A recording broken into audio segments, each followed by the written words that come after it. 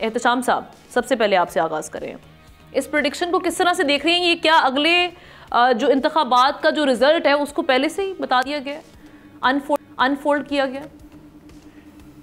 हम ना एक इससे पहले एक आध मिनट अगर इजाज़त दें, चंद सेकंड, तो एक बात मैं लाइटर नोट से शुरू करूँगा।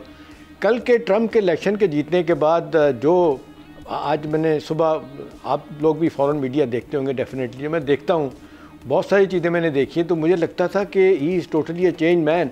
यानी वो लोग जो कहते थे इडियट है, इसको कुछ पता नहीं है, ऐसे स्टेटमेंट चेंज किए।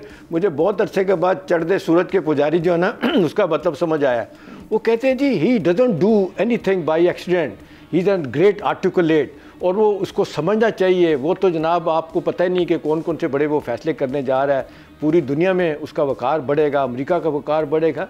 तो मैं बड़ा हैरान हुआ था कि इस तरह की बातें कहाँ से आना शुरू होगी। तो पता चला कि अब जाहिर सी बात है, वो अब इतना पावरफुल होता है, सदर अमेरिका का बहुत सारे फैसले करता है, तो उसकी अहमियत बड़ी होती है।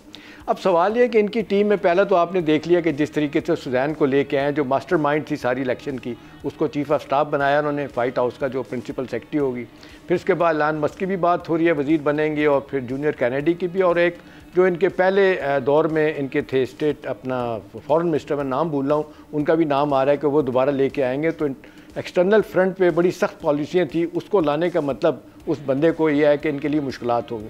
अब आप पर्टिकुलर आपके सवाल पे, जिस तरह यूरोप में परेशानी है हमना, इस तरह कनाडा में भी बहुत ज़्यादा परेशानी है। और बिल्कुल आप ये ठीक कह रही हैं, बहुत सारे लोग कहते हैं कि इनके ताल्लुकात कभी भी इतने अच्छे नहीं रहे।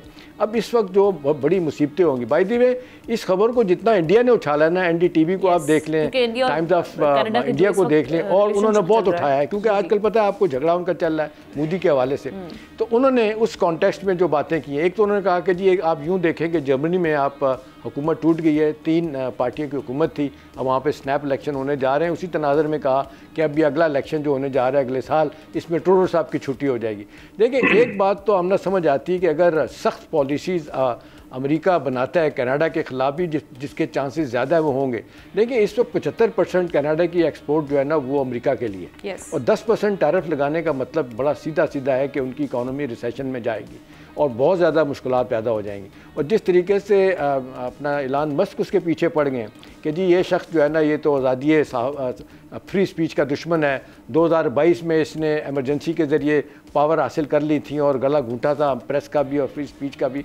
तो मेरा ख्याल है ये वो आगे लेके जाएंगे आइंदा आने वाले दिनों में। मुझे तो डेफिनेटली कनाडा और यूरोप के मसाइल जहाँ पे सियासी तौर पे भी होंगे, वहाँ पे इक़्तिसादी तौर पे भी होंगे। लेकिन एक चीज़ है हमना, जो इस वक्त बातें शुरू हो गई हैं और जो आपने भी देखी होंगी, वो कहते हैं कि probably he is not going to be the free agent. बावजूद इसके ऑल पावरफुल होने के टर्म, उनको अभी ब्रीफिंग और डीप ब्रीफिंग का सिलसिला शुरू होगा। अभी वो इस्टेब्लिशमेंट उसको बताएगी किधर जाना है, पेंटागन बताएगी, फेडरल रिजर्व बताएगा, कॉमर्स मिनिस्ट्री बताएगी।